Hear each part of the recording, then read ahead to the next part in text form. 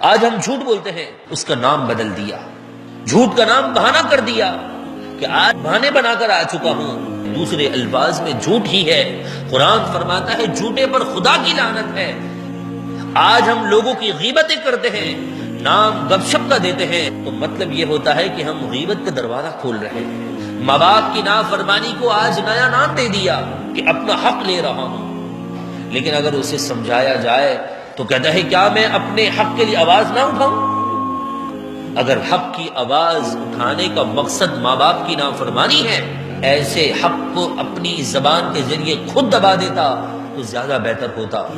ماں باپ کی رضامندی سے رب کائنات راضی ہو جاتا ہے، ماں اور باپ کی نافرمانی سے رب ناراض ہو جاتا ہے۔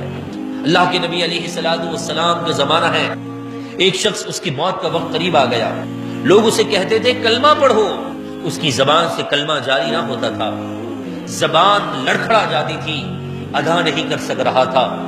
یہ خبر میرے آقا کے پاس آئی، آپ وہاں پر آئے، آپ حکیموں کے حکیم ہیں، آپ کو سب معلوم ہے، آپ اس بندے کی زبان پر کلمہ جاری نہ ہونے کی وجہ جان گئے۔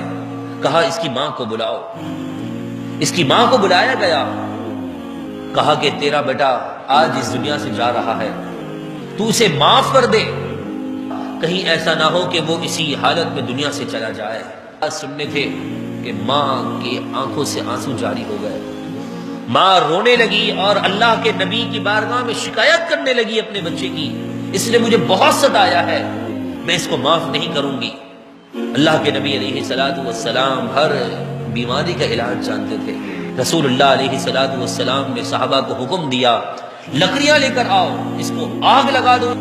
رسول اللہ علیہ السلام کے حکم کے مطابق لکڑیوں کے لیے لوگ ابھی جا رہے تھے۔ ماں پھر ماں ہوتی ہے، ماں اپنی اولاد سے بے لوث محبت کرتی ہے۔ جب سنا کہ میرے بچے کو زندہ جلایا جا رہا ہے، ماں کے کلیجے میں اتنا دم نہ تھا، ماں کا کلیجہ پھٹ گیا اور کہنے لگی یا رسول اللہ آپ گواہ ہو جائیں، میں نے اپنی اولاد کو معاف کر دیا ہے۔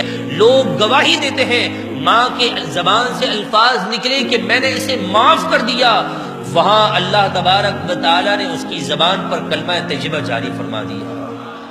ماں کی دعا سے انسان کا ایمان محفوظ ہو جاتا ہے۔ تو آپ اندازہ لگائیے، ماں باپ کی نافرمانی کرنے سے انسان کا ایمان ضائع نہیں ہو سکتا کیا؟